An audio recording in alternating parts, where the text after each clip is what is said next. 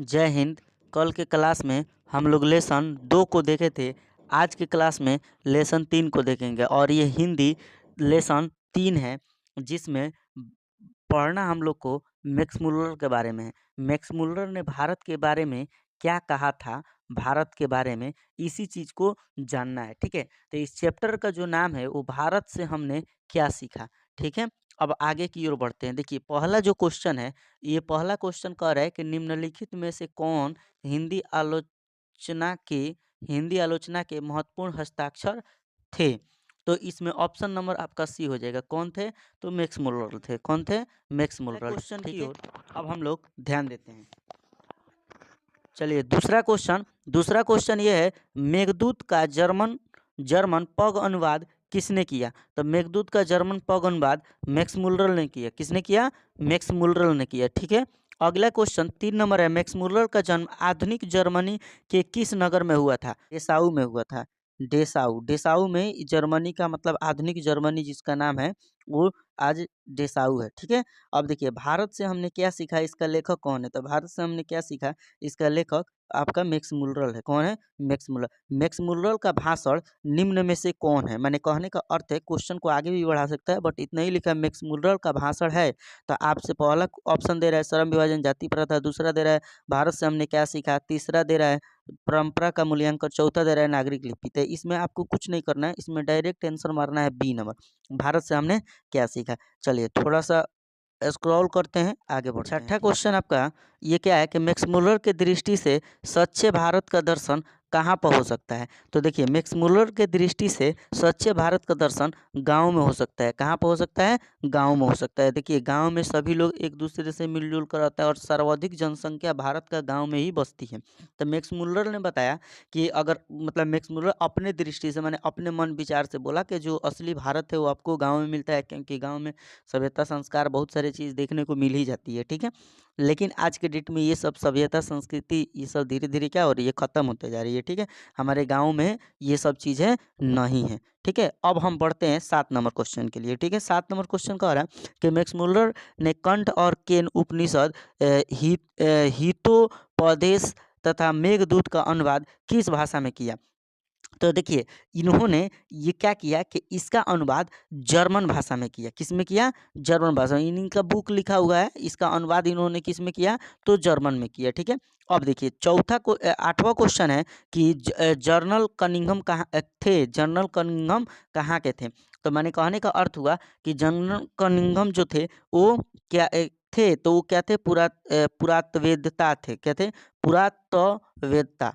मतलब इन्होंने ये जो थे जनरल कनिंघम, ये पूरा मतलब पुरातात्विक चीज़ों का अर्थ होता है कि जो पुरातात्ववेत्ता जो होते हैं, ये लोग क्या करते हैं ना कि कोई-कोई चीज़ों को खोजते हैं। जैसे कहने का अर्थ हुआ कि जैसे खुदाई करने पर बहुत प्राचीन समय की चीज़ अगर मिल रहा है, ठीक है? तो वही वो जो चीज़ होता है ना, वो पुरातात्विक चीज़ होता है, ठीक है? माने बहुत समय पहले का है, ठीक है? अब यहाँ पर आगे बढ़ते हैं। अ, ही ही अ, ही क्या लिखा है? सॉरी। हितोपदेश और मेघदूत जर्मन पगा अनुवाद किसने किया था।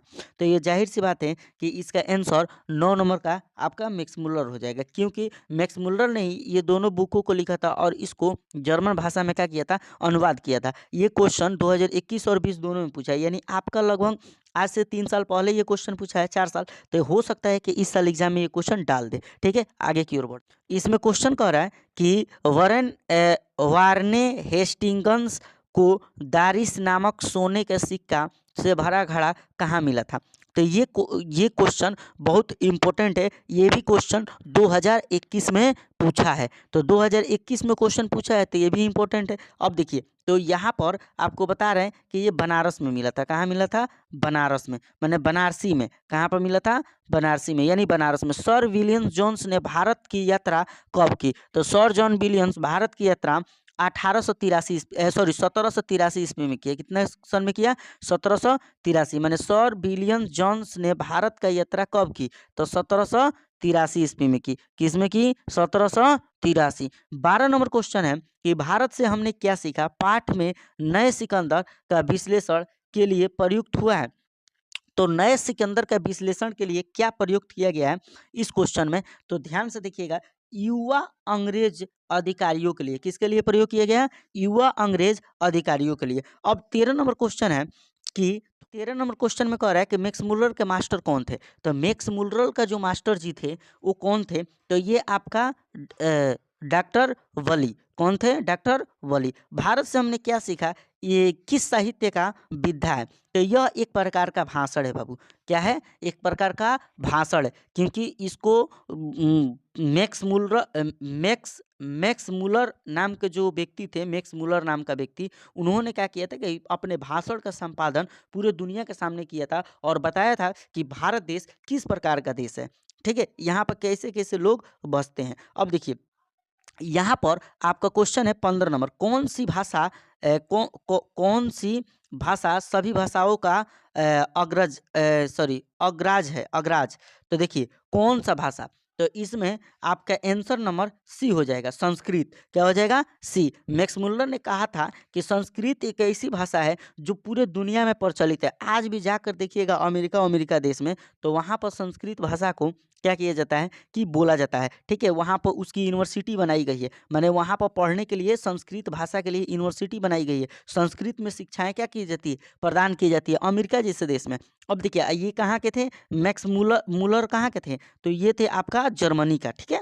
अब देखिए सभ्यता संस्कृति के विकास क्रम के साथ साथ ही भारत में विकसित होते जा रहा है, क्या विकसित होते जा रहा है, दिन प्रतिदिन भारत में क्या विकसित होते जा रहा है, तो मतांतर, अरे आजकल हम लोग देखते जा रहे हैं कि दिन प्रतिदिन एक दूसरे के प्रति मतलब भेदभाव, ऊंच नीच, छोट बड़, ऐसे करके मतलब बहुत सारे चीज़ क्या हो रही हैं, उत्पन्न होते जा रही हैं। तो मैक्स मुलर 13 नंबर क्वेश्चन है कि शाहनामा का रचना काल क्या है, तो शाहनामा का रचना काल ये आपको माना जाता है 10वीं से 11वीं सदी, क्या माना जाता है, 10वीं से 11वीं सदी, क्या बोलते हैं, शाहनामा का रचना काल क्या माना जाता है, तो ऐसे भी क्वेश्चन करके पूछा है, चाहे ये भी कह देता है कि शाहनामा का रचना काल क्या है, तो इसमें घबराने वाली कोई बात नहीं है, यहाँ पर आप ऑप्शन नंबर सी को लगाइएगा, ये 10वीं से 11वीं सदी में हुआ था, कब हुआ था, 10वीं से 11वीं सदी में। 17 नंबर क्वेश्चन है, ये 10वीं से 11वीं सदी में होता है। अब देखिए 18 नंबर क्वेश्चन है कि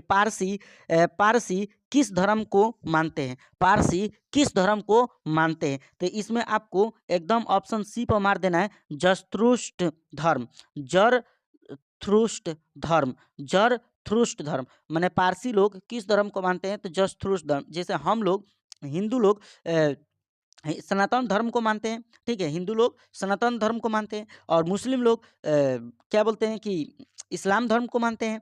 अब देखिए चलिए 19 नंबर क्वेश्चन को देखते हैं कि विशाल भारत संपत्ति और किस चीज़ की खान है, माने विशाल भारत संपत्ति और किस चीज़ का खान है, तो सबसे बड़ा एक चीज़ को याद रखिएगा, यहाँ पर ध्यान से समझिएगा, देखिए कितना बड़ा बात बोला है, कह रहा है कि विशाल भारत, माने भारत एक विशाल देश है, विश्व का 7वां सबसे बड़ा देश है, साथ ही ये संपत्ति और किस चीज़ का सबसे बड़ा मतलब खान है, माने खान मतलब कौन है, जैसे खदान उदान होता है ना, उसी को खान बोलते हैं, जहाँ बहुत बड़ा चीज़ मतलब क्या हो, स्थापित हो, तो सबसे बड़ा चीज़ कि यहाँ पर एक चीज़ ये नोट करने वाली चीज़ है कि विशाल भारत माने विश्व का 7वां सबसे बड़ा देश भारत संपत्ति और किस चीज़ का खान है, तो सबसे बड़ा चीज़ मारिएगा बी नंबर ऑप्शन कि प्राकृतिक सुषमाक की, माने सबसे बड़ा चीज़ यहाँ प्राकृतिक मतलब चीज़ें क्या है, बहुत ही ज़्यादा है, क्योंकि यहाँ के मौसमें जो होती है एक बहुत ही बेहतरीन ढंग से होती है, यहाँ पर अलग अलग प्रकार के मौसम होने से, अलग अलग मौसम आने से अलग अलग प्रकार के फसल भी उगाने में क्या होती है, मतलब आसानी होती है, ठीक है, यहाँ पर बहुत सारी चीज़ों से क्या है, फायदा है, और भारत जैसा देश दुनिया में कोई भी देश नहीं है। अब यहाँ पर चलिए, अब मैक्स मुलर ने जो बोला था कि भारतीय सभ्यता संस्कृति कहाँ पर बसती है, तो गांव में बसती है, तो सही बात है, लेकिन आज के डेट में गांव में सभ्यता संस्कृति धीरे धीरे समाप्त हो गई, ठीक है। अब 20 नंबर क्वेश्चन कह रहा है कि संस्कृत भाषा और यूरोपियन भाषा का तुलनात्मक व्याख्यान किसने दिया, मैंने सबसे बेहतर ढंग से मतलब संस्कृत के भाषा को और यूरोप के भाषा को बढ़िया ढंग से बताने वाला कौन व्यक्ति था, तो ये सबसे बढ़िया बताने वाला जो व्यक्ति था उनका नाम था मैक्स मुलर। कौन थे, मैक्स मुलर। अब देखिए मैक्स मुलर का जन्म कहाँ हुआ था, तो डेसाउ जर्मनी में, डेसाऊ जर्मनी डायरेक्ट मारिए, क्योंकि पहले आज प्राचीन सॉरी आधुनिक में इसका डेसाऊ नाम पड़ गया, जर्मनी देश देश में हुआ था। अब देखिए डेसाऊ एक जगह का नाम है। मैक्स मुलर के पिता का नाम क्या था? तो मैक्स मुलर का जो पिताजी थे उनका नाम क्या था? तो उनका नाम था विल्हम मुलर। कौन थे? बिलहे विल्हेल्म मुलर, माने विल्हेल्म मुलर थे। अब देखिए थोड़ा-सा वो पढ़ने में गड़बड़ा सकता है, बट उस पर ध्यान नहीं देना। आप सही मतलब देखिए जो हम टिक लगा रहे हैं उस पर सही ढंग से ध्यान देकर आप आगे बढ़ते रहिएगा, ठीक है? अब चलिए आगे की ओर बढ़ते हैं। 23 नंबर क्वेश्चन है कि किस बनारसी के पास सोने का सिक्का से भरा घड़ा मिला था? तो किस बनारसी के पास, माने कौन-सा बनारस के व्यक्ति था जिसे सोना का एक बहुत बड़ा घड़ा मिला था, ठीक है? तो ये आपका 23 नंबर क्वेश्चन है और 23 नंबर क्वेश्चन का आंसर हो जाएगा आपका A number, Warren Hastings. Warren Warren Hasting. अब देखिए मुंडा किस देश की जाती है? तो मुंडा भारत की जाती है। कहाँ की जाती है बाबू? मुंडा कहाँ की जाती है? तो भारत की जाती है। अब देखिए संस्कृत का अग्नि शब्द लैटिन भाषा के किस रूप से मिलता है? माने 25 नंबर क्वेश्चन है कि संस्कृत का अग्नि शब्द भाषा लैटिन के किस शब्द से मिलता है? तो यहाँ पर आप ध्यान से देखिएगा क्वेश्चन नंबर 25 को कि क्या कह रहा है, ठीक है? तो इसमें हो जाएगा इनगिस। इनगिस शब्द से मिलता है। किस शब्द से मिलता है? इनगिस शब्द से मिलता है। तो संस्कृत का अग्नि शब्द लैटिन भाषा के किस शब्द से मिलता है? तो इग्निस से मिलता है। किससे मिलता है? इग्निस से। अब देखिए 26 नंबर क्वेश्चन को देखिएगा। तो 26 नंबर का हो रहा है कि निर्वंश विद्या का संबंध किससे है? तो मानव विज्ञान से। किससे है? तो मानव विज्ञान से। किससे बाबू है? तो मानव विज्ञान से। आगे देखिए 27 नंबर क्वेश्चन कर रहा है कि प्ररत्न मानव का अर्थ क्या है? प्ररत्न मानव का अर्थ क्या है? तो प्राचीन मानव से। किससे अर्थ है? इसका अर्थ क्या है? तो प्राचीन मानव से अर्थ है। अब देखिए यहाँ पे एक और क्वेश्चन है 28 नंबर क्वेश्चन है कि हरकस हकरस थे तो वनस्पति विज्ञान। अब देखिए 29 नंबर क्वेश्चन है कि पर्यटन युग का अर्थ होता है, तो पर्यटन युग का अर्थ होता है कि ये प्राचीन युग से। क्या होता है? कि प्राचीन युग से। किससे किससे होता है? प्राचीन युग से। अब देखिए दारिश क्या है? तो दारिश एक एक मुद्रा का एक प्राचीन प्रकार है। दारिश क्या है? तो एक मुद्रा का प्राचीन प्रकार है, ठीक है? अब देखिए महारानी विक्टोरिया ने नाइट का उपाधि किसको प्रदान की थी? तो रानी विक्टोरिया ने नाइट को उपाधि मैक्स मुलर को प्रदान की थी। किसको की थी? मैक्स मुलर को प्रदान की थी। अब देखिए 32 नंबर क्वेश्चन है कि लिपिंजिंग विश्वविद्यालय में मैक्स मुलर ने किस भाषा का अध्ययन किया? तो इन्होंने संस्कृत भाषा का अध्ययन किया। देखिए संस्कृत का पढ़ाई मैक्स मुलर एक जर्मनी का होकर भी व्यक्ति, इन्होंने क्या किया कि मतलब संस्कृत भाषा को पढ़ा और जाना, तब भारत के बारे में बताया। तो भारत के बारे में जानना है तो संस्कृत को पहले जानना पड़ेगा, ठीक है? तो देखिए इसीलिए आपको बताए हैं बार बार कि मतलब संस्कृत की पढ़ाई के लिए आज भी अमेरिका जैसा देश में मतलब इसके लिए बहुत बड़े बड़े यूनिवर्सिटी विश्वविद्यालय के क्या किया गया है? निर्माण किया गया है, ठीक है? अब देखिए जर्नल कनिंघम का संबंध किससे है? तो जर्नल कनिंघम का संबंध क्या है? पुरातत्व से है। पुरातत्व से। पुरातत्व का अर्थ होता है कि वैसे साक्ष्य प्रमाण जो प्राचीन माने बहुत समय पहले का हो, उसे क्या किया गया हो? खोजा गया हो, ठीक ठीक है? तो उसी को क्या कहते हैं? माने पुरातात्विक चीज कहते हैं, ठीक है? तो पुरातत्व से है। माने जर्नल कनिंघम का संबंध किससे है? तो पुरातत्व से है। अब देखिए 172 दारिश नामक सोने का सिक्का का घड़ा कहाँ से मिला था? तो 172 दारिश नामक सोना का सिक्का आपको बनारस में मिला था। कहाँ से मिला था? बनारसी में। बनारसी यानी बनारस, ठीक है? अब देखिए प्लेटो का संबंध किस देश से है? तो प्लेटो का संबंध किस देश से है? तो यहाँ पर ये क्वेश्चन का आंसर हो जाएगा आपका यूनान से। किससे हो जाएगा? यूनान से। क्या हो जाएगा? यूनान। तो प्लेटो का संबंध किस देश से है? तो यूनान से। अब देखिए 36 नंबर क्वेश्चन जो है वो भारत का सर्वाधिक जनसंख्या कहाँ निवास करती है? तो गाँव में। कहाँ निवास करती है? गाँव में। कहाँ निवास करती है?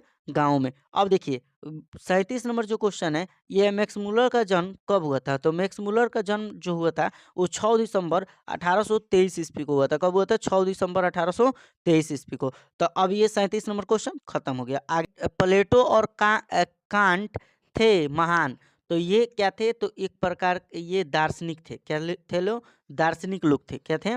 दार्शनिक लोग।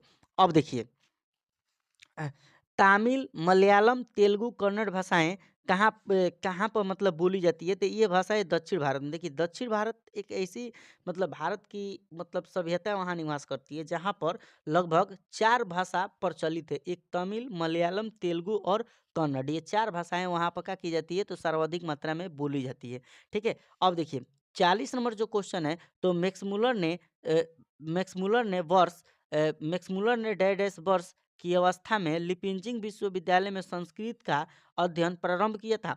तो ये आपको हो जाएगा 18 वर्ष की उम्र में। कितने वर्ष की उम्र में? 18 वर्ष की उम्र में। तो 18 साल की उम्र में मैक्स मुलर ने क्या किया था कि लिपिंजिक जो विश्वविद्यालय था, वो संस्कृत विश्वविद्यालय, वहाँ जाकर इन्होंने क्या किया था कि संस्कृत का अध्ययन किया था। किसका अध्ययन किया था? संस्कृत का अध्ययन किया था। आगे बढ़ते हैं। 40 नंबर क्वेश्चन हो गया।